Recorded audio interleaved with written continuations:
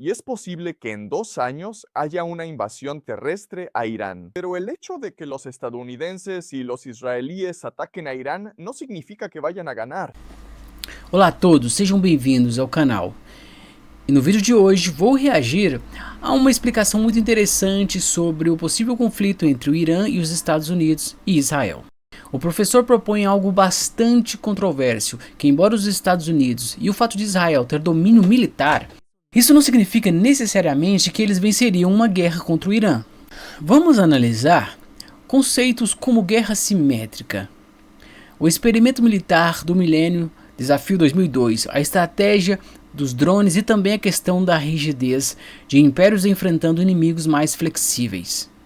Durante o vídeo farei uma pausa em pontos principais, vou comentar e analisar os argumentos e deixar minha opinião crítica sobre o que está sendo dito. Então, fique até o final, porque este é o tema. Isso tem muitas implicações geopolíticas e estratégias muito interessantes. Vamos lá. Los estadounidenses y los israelíes tienen dominio militar sobre Irán.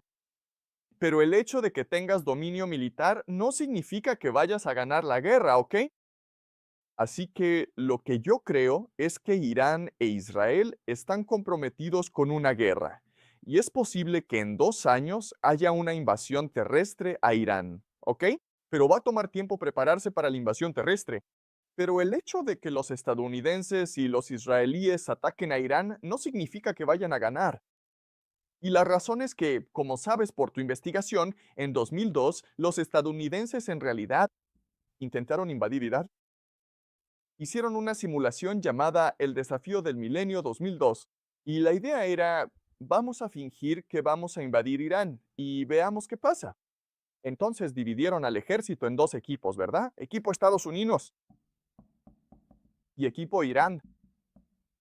Ahora, si sabes algo sobre el ejército estadounidense, sabrás que es el ejército más dominante y poderoso que ha existido en la historia de la humanidad, ¿ok? Es increíblemente poderoso. Si todo el mundo se uniera y dijera, vamos a pelear contra Estados Unidos, el mundo perdería. A superioridade militar se refere a ter mais recursos, mais soldados, mais armas, melhor tecnologia ou maior poder aéreo e naval. É uma vantagem no campo de batalha. Não se trata apenas de vencer combates, mas alcançar a estabilidade, controle político ou apoio social suficiente para que o resultado seja sustentável. Resumindo, você pode ganhar muitas batalhas e ainda assim perder a guerra. Exemplos históricos: Guerra do Vietnã. Os Estados Unidos tinham uma superioridade militar notável, tinham tecnologia avançada, poder aéreo massivo e maior capacidade logística. No entanto, eles não alcançaram seu objetivo, o objetivo estratégico de conter a expansão comunista no Vietnã do Sul. Finalmente, o conflito terminou com a retirada dos Estados Unidos e a reunificação do país sob o governo norte. Isso demonstra que os fatores como o apoio da população local, moral, habilidades de combate, conhecimento do terreno, guerra prolongada y desgaste político, elas podem superar o poder militar. Estados Unidos tiene el ejército más poderoso de todo el mundo, ¿ok? E Irán es un país muy pobre. Así que Estados Unidos invadió Irán y querían ver qué pasaba. Y resultó que, ¿quién ganó? Irán ganó. Y la razón por la que Irán ganó es la idea de la guerra asimétrica. Y esta es una idea muy importante que debes conocer si quieres entender este conflicto. Entonces, ¿qué es la guerra asimétrica? Bien, vamos a suponer que Jack y yo somos enemigos. Nos odiamos y queremos matarnos, ¿ok? Jack tiene armadura y una ametralladora. Yo no tengo nada, ¿ok? Así que en la mayoría de las batallas, Jack me va a matar, ¿verdad?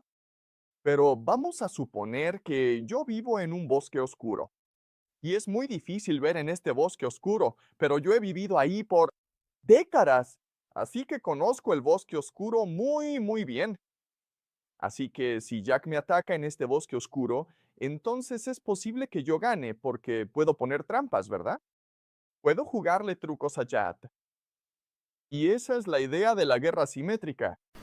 A guerra assimétrica ocorre quando os dois lados têm níveis de poder muito desigual, militar, tecnológico ou econômico, e o mais fraco evita o conflito direto, usando estratégias não convencionais para compensar essa diferença. Em vez das batalhas tradicionais entre exércitos semelhantes, o ator mais fraco recorre à guerra de guerrilha, emboscadas, sabotagem, guerra urbana, apoio de população local, propaganda e desgaste psicológico. O objetivo não é destruir o inimigo em uma grande batalha, mas que o exaurisse, desmoralizá-lo ou agir politicamente. Aunque Jack es superior, como yo soy inferior, me veo obligado a ser mucho más estratégico en cómo peleo contra Jack. Entonces, la guerra simétrica se puede definir básicamente como que mientras puedas establecer las reglas del enfrentamiento, siempre y cuando logres controlar de manera estratégica cómo se pelea la guerra, vas a ganar inevitablemente. Bien, entonces veamos qué significa esto para Irán y Estados Unidos. Estados Unidos tiene estos portaaviones y cuestan como $1.000 millones, ¿ok? Son muy caros, pero también son muy poderosos. Ahora, en una guerra semisimétrica, lo que pasaría es que Irán manda toda su armada contra este único portaaviones de Estados Unidos. Y entonces, ¿qué pasa? Estados Unidos destruye toda la armada iraní, ¿ok? Eso es lo que pasaría. Así que no haces eso, ¿ok? No mandas tu armada contra un portaaviones estadounidense. Lo que haces en cambio es mandar drones, ¿ok? O enjambres de drones. Entonces, lo que hicieron en el Millennium Challenge fue que tenían estos botes suicidas, ¿verdad? Cargando contra estos portaaviones. Y adivinen qué, chicos. Si hay muchos, como 1,000 de ellos, no puedes detenerlos a todos.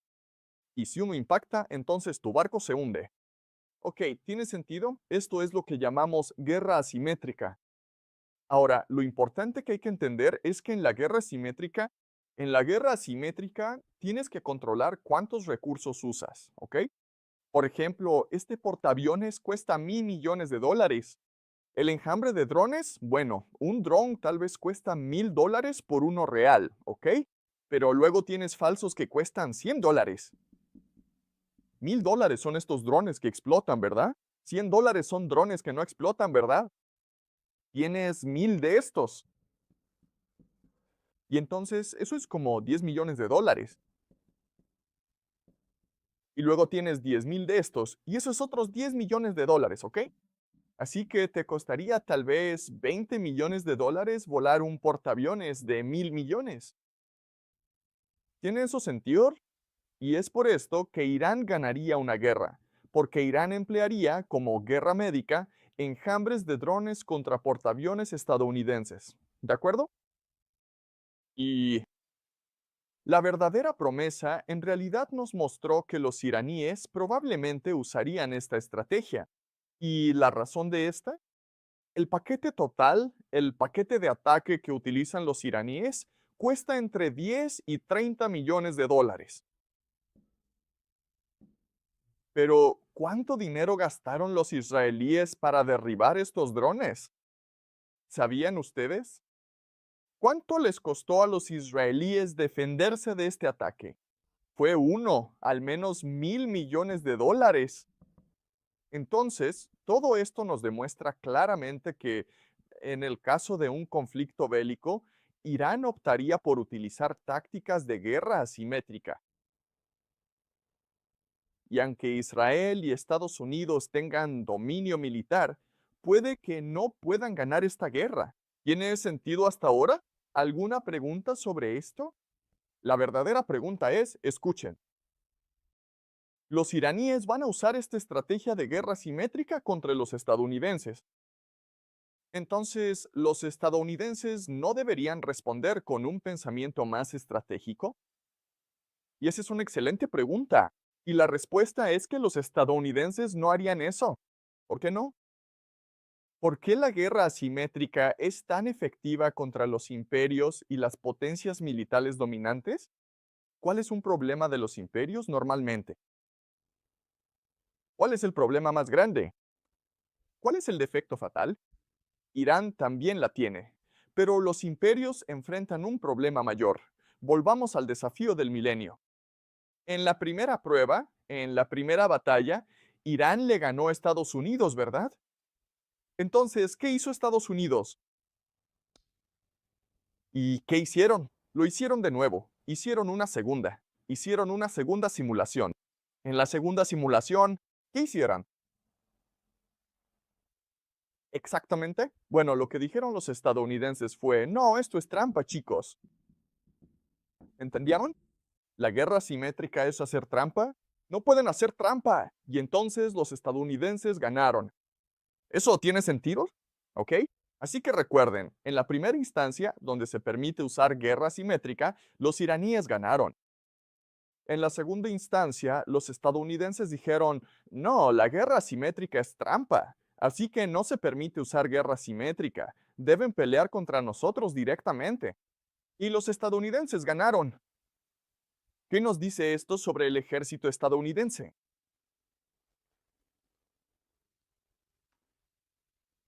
Exactamente, gracias, ¿ok? Son inflexibles. Los imperios son inflexibles y la razón es la idea de la arrogancia, ¿verdad? Si eres un imperio, te niegas a admitir tus fallas y defectos. Te vuelves muy terco. Bien, entonces volvamos al ejemplo de Jack con su ametralladora, su armadura, ¿verdad? Él entra al bosque oscuro, actuando como si fuera invencible, ¿no? Y todos le dicen, Jack, Jack, no entres a ese bosque oscuro, es una tontería. Pero Jack dice, no, tengo una ametralladora, no me importa. Así que esa es la situación. Por eso la guerra asimétrica es tan efectiva, porque te da flexibilidad y creatividad. Y el imperio, el poder dominante, se niega a ser flexible y creativo. ¿Eso tiene sentido? Y el ejemplo clásico de esto es Vietnam, donde los vietnamitas claramente estaban dominados por los estadounidenses, pero los vietnamitas usaban tácticas sumamente creativas y flexibles contra los estadounidenses, mientras que los estadounidenses insistían en su doctrina militar principal. Ah, bien, ¿eso tiene sentido? Bien, perfecto. Bueno, ¿alguna otra pregunta? Esa fue una excelente pregunta, gracias. ¿Alguna otra pregunta antes de que sigamos? Bueno, ahora quiero hablar sobre, si los iraníes van a usar tácticas de guerra asiático-estadounidense, ¿cómo se vería eso? Y la respuesta es esta. Cuando los estadounidenses invaden, la guerra comienza. Antes de la invasión, los iraníes deben hacer 4 cosas si quieren prevalecer en la guerra. Y esto es lo que llamamos la matriz de estrategia de Irán. Bien, la matriz de organización significa que, de ahora en adelante, todo lo que hagan debe encajar en la matriz de estrategia. ¿De acuerdo? Debe cumplir con los objetivos de la matriz de estrategia. Así que lo primero que debe hacer es unir a la población. ¿Sí? Lo segundo que debe hacer es construir alianzas. En tercer lugar, el objetivo fundamental consiste en conquistar y asegurar el apoyo de la opinión pública a nivel global. Finalmente, el cuarto punto estratégico se basa en lograr debilitar sistemáticamente todas las fuerzas del enemigo. ¿De acuerdo? Entonces, en otras palabras, todo lo que Irán va a hacer de ahora hasta la invasión real será para lograr los 4 objetivos al mismo tiempo. Y debe hacerlo si es que quiere sobrevivir a una invasión estadounidense a gran escala, ¿de acordo? ¿Tiene sentido? A questão é, o Irã está cumprindo atualmente essa exigência, esses pontos? Unindo a população, o Irã tenta projetar uma imagem de unidade diante de ameaças externas, mas enfrenta tensões internas, protestos e sanções econômicas. Coesões existem em certos setores, mas não é absoluto. A construção de alianças fortaleceu ligações com personalidades regionais e potências como a Rússia, China e grupos aliados no Oriente Médio. Isso serve como uma lógica de equilíbrio diante do Oeste. Opinião pública. O Irã enfrenta sanções e narrativa negativa em muitos países ocidentais, mas também encontra apoio ou neutralidade em setores do chamado Sul Global. Para enfraquecer indiretamente, em vez de confronto direto, geralmente agir por meio de influência regional, dissuasão e pressão indireta. Isso se encaixa melhor na guerra híbrida e estratégica de desgaste, não de guerra direto convencional. Comparação com a guerra moderna. Hoje, os conflitos não se travam apenas no campo. Essas batalhas são travadas nas redes sociais, economia, energia, cyberespaço, opinião pública. Por exemplo, a Rússia e a Ucrânia. Neste conflito, vemos uma batalha militar. Guerra direta, guerra da informação, sanções, apoio econômico e internacional massivo, estratégico. É um exemplo claro de como a guerra moderna combina o militarismo com o poder político, econômico e midiático.